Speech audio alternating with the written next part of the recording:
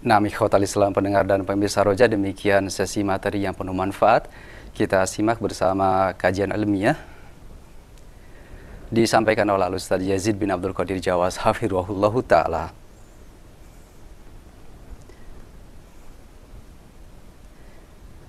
Dan untuk selanjutnya kita masuk ke sesi interaktif.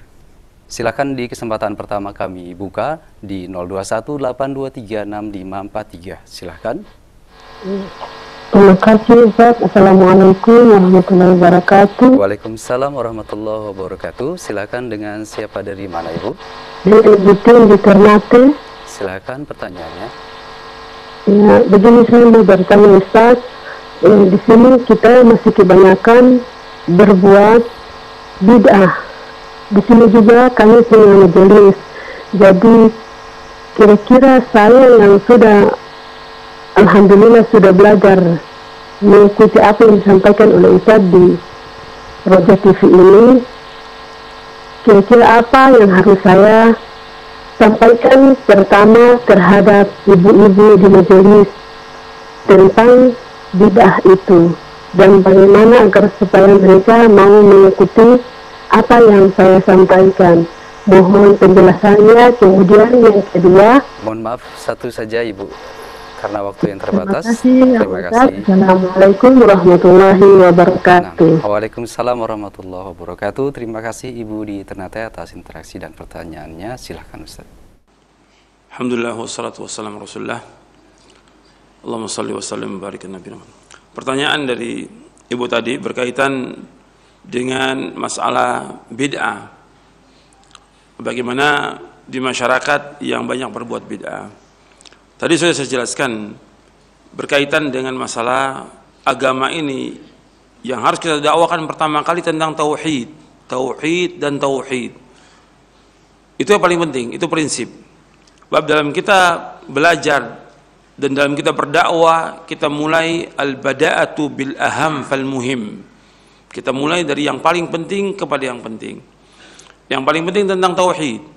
Jadi kepada ibu dan juga kepada yang lainnya yang mendengar Radio Roja dan juga pemirsa TV Roja, kita dalam berdakwah dan dalam kita belajar, yang pertama belajar dulu, belajar tentang akidah, tentang tauhid. Ibu baca dulu buku-buku tentang tauhid seperti syarah kitab tauhid, syarah akidah Ahlussunnah wal Jamaah, kemudian juga buku prinsip dasar Islam, dan juga buku-buku yang lain lah yang mudah untuk dibaca, difahami, kemudian diamalkan. Itu yang pertama, tentang itu dulu, tentang tauhid, dan kita berusaha menjauhkan syirik. Kita mulai dakwah ini dari diri kita, kemudian keluarga, karena Allah memerintahkan ya ayyuhalladzina amanu qu anfusakum wa ahlikum nar. Wahai orang beriman, jaga diri kamu dan keluarga kamu dari api neraka. Itu dulu. Jadi ibu berusaha dan juga yang lainnya dakwakan keluarga dulu agar paham tentang agama ini, tentang tauhid, menjauhkan syirik, mengerjakan sholat 5 waktu, itu perhatikan tuh, tegakkan, karena Allah perintahkan demikian. Disuruh kita tentang tauhid, kemudian tentang sholat. Wa'mur ahlaka bis sholati wastabir 'alaiha la nas'aluka rizqan nahnu narzuquk wal aqibatu lit taqwa. Perintahkan keluarga kamu untuk sholat dan sabar.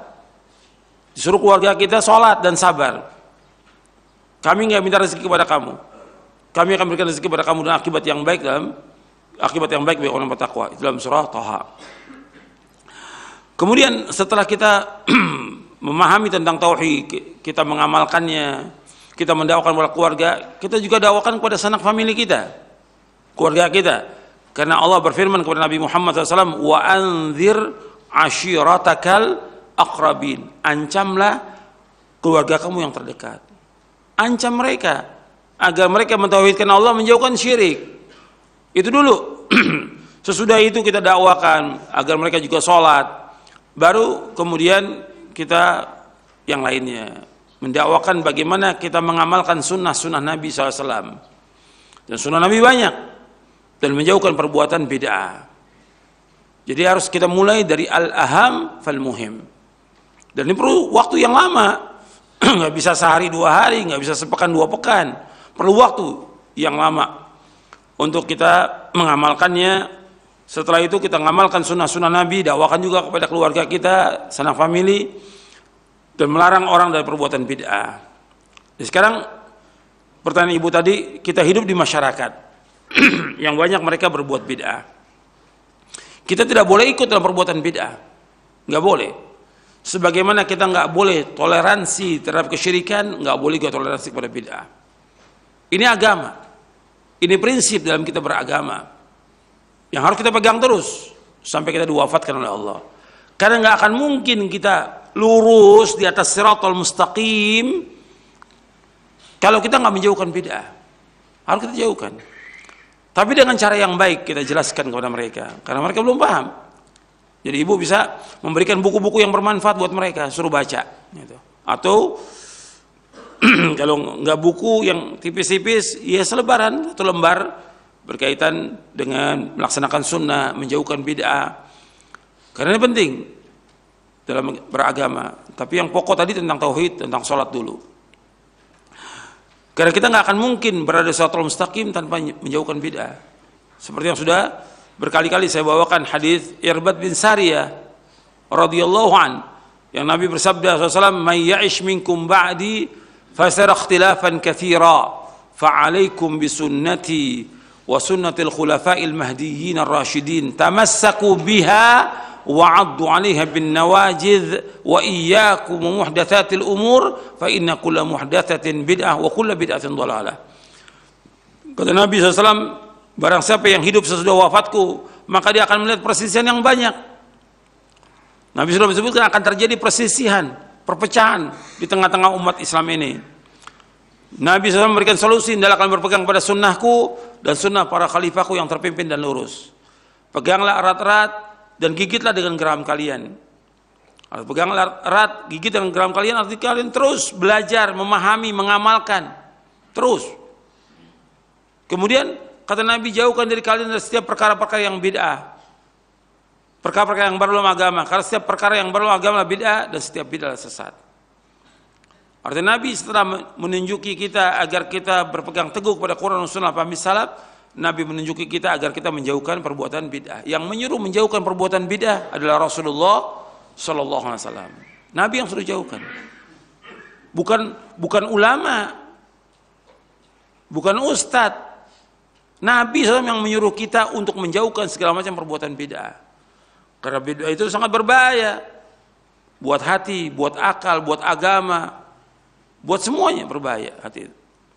Maka jauhkan perbuatan bid'ah. Jadi ibu berusaha bagaimana melaksanakan tauhid, artinya memahami tentang tauhid, mengamalkan tauhid, melaksanakan sholat, dan juga melaksanakan sunnah-sunnah. Kemudian kepada masyarakat, ya kita berusaha kalau memang kita sebagai pimpinan majelis taklim itu, kita berusaha bagaimana mengajak mereka kepada sunnah. Tapi kalau kita bukan pimpinan majelis taklim, kita sebagai masyarakat biasa, pendengar biasa, ya kita hanya mengajak orang-orang yang dekat dengan kita. Karena kewajiban menjelaskan tentang tauhid, syirik, sunnah dan bid'ah, kewajibannya para dai.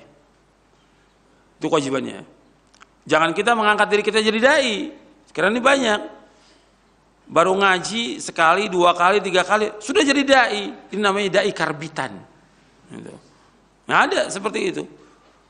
Kita ngaji, sabar aja, sabar ngaji, nuntut ilmu terus. Jangan jadi dai. Sekarang kan udah mengajak orang semuanya untuk ikut sunnah. Padahal dia belum mengerti agama. Jadi harus sabar. Jadi kepada yang bertanya dan kepada yang lain harus sabar. Terus nuntut ilmu. Sampai kapan? Sampai kita mati, kata Imam Ahmad bin Hanbal rahimahullah. Adapun untuk menjelaskan bahayanya bid'ah, bid'ah ini berbahaya, ini para dai, para ustadz yang menjelaskan. Itu kewajiban mereka.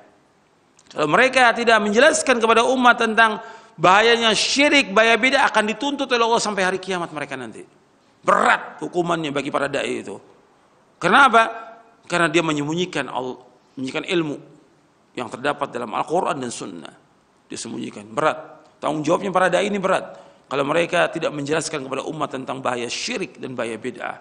Kenapa? Umat sesat dengan sebab mereka, dengan para dai ini. Itu yang bisa saya jawab. Wallahu a'lam bishawab. Silakan yang lain. Terima kasih jazakallah khairan jawaban dan nasihat Al-Ustaz. Demikian Ibu di Ternate.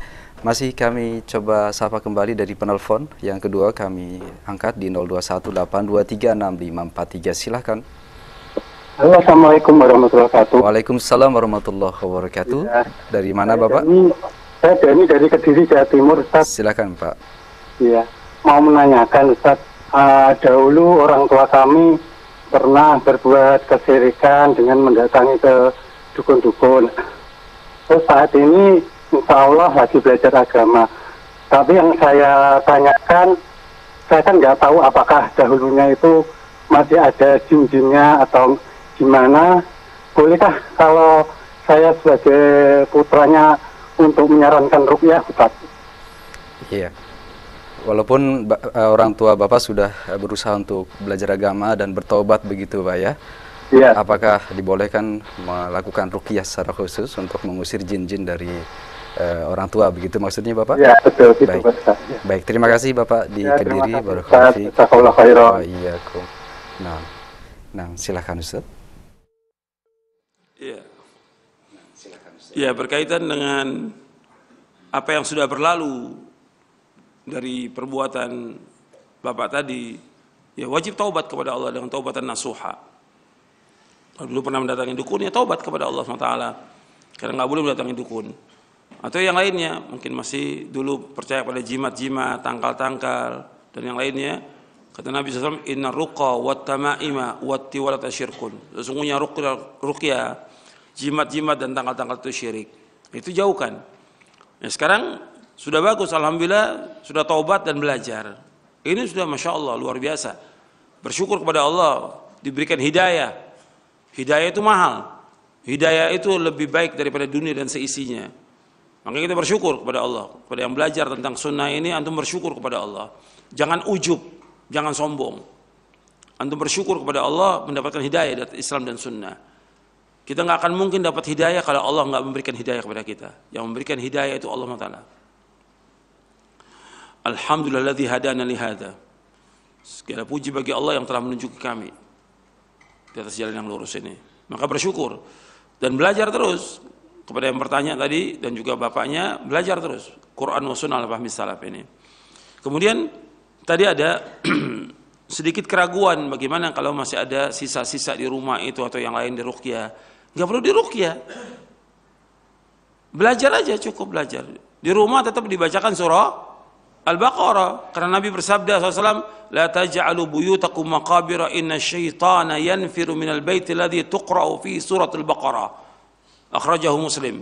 Kata Nabi, jangan jadikan rumah kamu seperti kuburan. Sesungguhnya setan lari dari rumah yang dibacakan surah Al-Baqarah. Hadis sahih riwayat Muslim. Jadi di rumah setiap hari bacakan surah Al-Baqarah. Atau setiap pekan dibacakan surah Al-Baqarah, atau setiap hari sekali bacakan surah Al-Baqarah.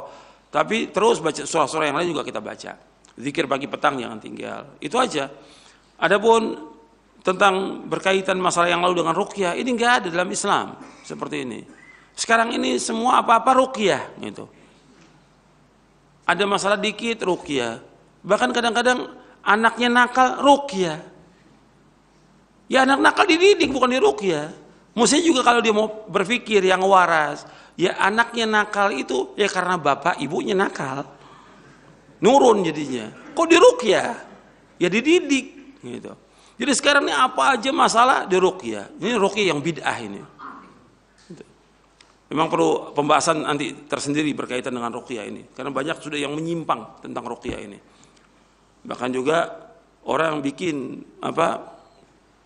BRC, Bekam Ruqyah Center, buat cari duit. Ini nggak benar dalam Islam, nggak ada seperti itu, nggak ada fi'lus salaf seperti itu, nggak ada.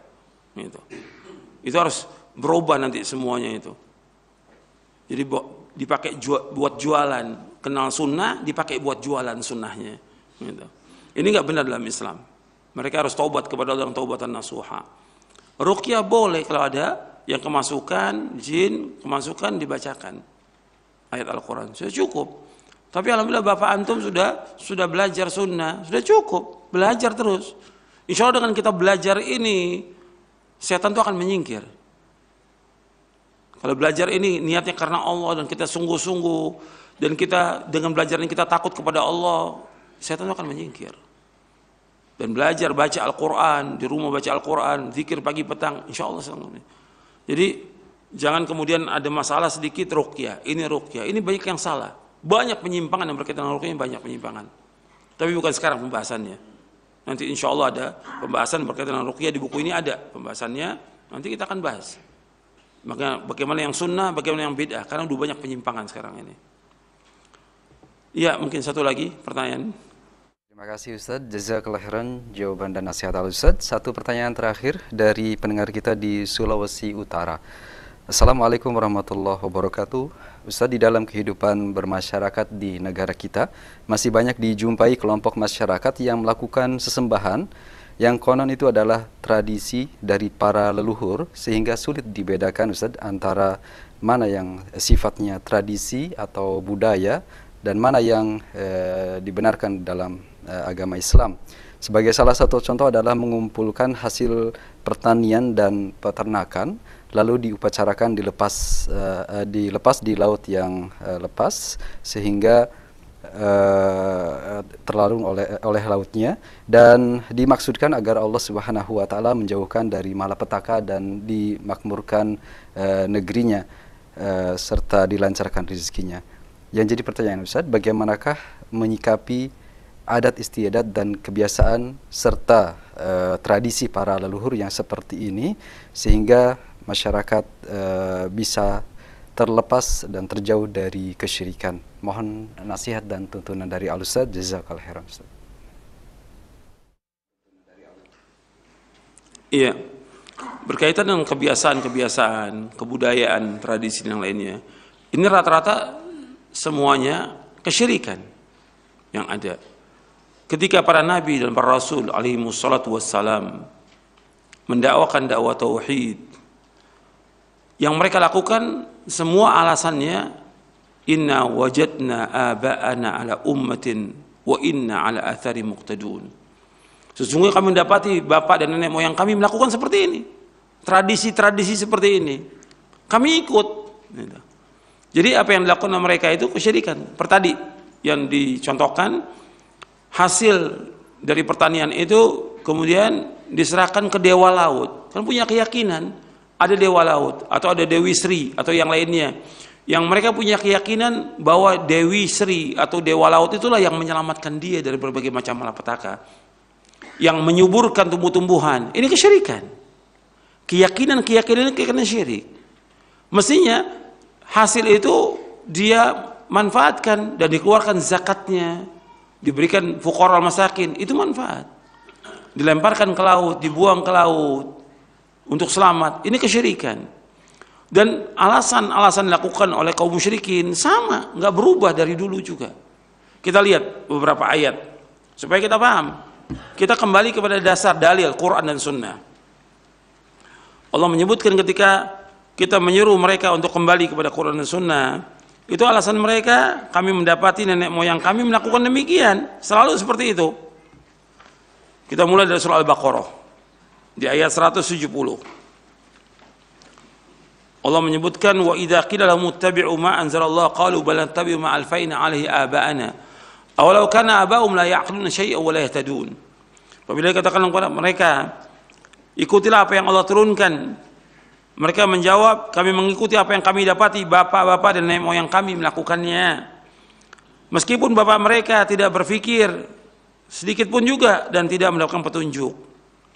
Artinya kalau diajak kepada Quran Sunnah, mereka alasannya bapak dan nenek moyang. Mesti demikian. Kita lihat lagi surah Az-Zukhruf ayat 22, 23. Di surah Az-Zukhruf surah 43 ayat 22, Allah berfirman, bal qalu inna wajadna aba'ana ala ummati wa inna ala athari muhtadun. Bahkan mereka berkata, kami dapati bapak dan nenek moyang kami di atas satu agama, tradisi, kebudayaan, ala ummah, ala din, agama, dan kami mengikuti, mendapatkan petunjuk dengan athar mereka. Kemudian di ayat 23-nya Allah menyebutkan wa kadzalika ma arsalna min qablika fi qaryatin min nadhirin illa qala mutrafuha inna wajadna aba'ana ala ummatin wa inna ala athari muqtadun wa inna ala athari muqtadun. Demikianlah tidaklah kami utus sebelum kamu pada setiap desa seorang pengancam, melainkan orang-orang kayanya mengatakan, orang-orang yang mewah, orang-orang yang kaya, inna wajadna ala aba'ana, sesungguhnya kami mendapati bapak dan nenek moyang kami ala ummah, di atas satu agama, satu tradisi, satu kebudayaan yang kami lakukan, wa inna ala muqtadun, dan sesungguhnya kami mengikuti jejak mereka. Ini semua nabi, semua rasul ketika diutus begitu alasannya. Ya kita mendatangi benda-benda ini ya karena kebiasaan nenek moyang. Kami adakan acara seperti ini acara kesyirikan mereka lakukan karena nenek moyang kami lakukan demikian. Ini nggak boleh. Yang dihadapi oleh para nabi rasul seperti itu, seperti yang kita hadapi sekarang ini, sama. Yang kita hadapi orang ingin mengembalikan kepada agama siapa? Agama nenek moyang. Dan itu usaha terus kembali kepada agama nenek moyang. Mestinya dikembalikan kepada agama Rasulullah SAW, agama Islam yang hak ini. Tapi justru berusaha bagaimana mengembalikan kepada agama nenek moyang. Penyembahan kepada selain Allah mereka anggap itu agama nenek moyang. Makanya mereka berusaha tempat-tempat yang orang datangi, kuburan-kuburan, ditulis itu wisata religi. Ya tidak? Mengembalikan orang kepada agama nenek moyang. Dalam apa? Dalam perbuatan syirik kepada Allah, agar mereka melakukan perbuatan dosa besar yang paling besar dan membuat kerusakan di muka bumi ini. Itu usaha mereka. Maka dakwah kita terus mendakwakan dakwah tauhid, mengembalikan umat ini kepada fitrahnya, kepada agama yang hak ini. Nah, kita terus dakwakan, nggak boleh berhenti. Terus dakwah tauhid ini harus jalan. Di samping buku-buku juga disebarkan. Antum kasih kiai-kiai, ustadz-ustadz para dai itu buku-buku syarah kitab tauhid, syarah akidah sunnah, agar mereka paham. Itu usaha. Antum nggak mampu dakwah, ya buku doa wirid, agar mereka paham tentang agama ini, agar mereka kembali. Di samping juga kita mendoakan mereka agar mereka kembali ke jalan yang hak. Ya saya pikir itu yang bisa saya sampaikan. Mudah-mudahan yang sedikit ini bermanfaat untuk saya dan untuk antum sekalian. Mudah-mudahan kajian ini mendapatkan barokah dari Allah, manfaat, dan juga diberikan taufik agar kita bisa melaksanakannya untuk mentauhidkan Allah, menjauhkan segala macam perbuatan syirik. Dan juga mudah-mudahan para dai ini kembali sadar, artinya memulai dakwahnya dengan tauhid dan juga menjauhkan syirik, agar umat ini menjadi baik dan juga bangsa ini menjadi baik dengan dakwah yang hak ini, Al-Quran wa sunnah ala fahmi salaf. Wa sallallahu nabiyana Muhammadin sallallahu alaihi wasallam, subhanakallahumma wa bihamdik, asyhadu an la ilaha illa anta astaghfiruka wa atubu ilaik. Assalamualaikum warahmatullahi wabarakatuh.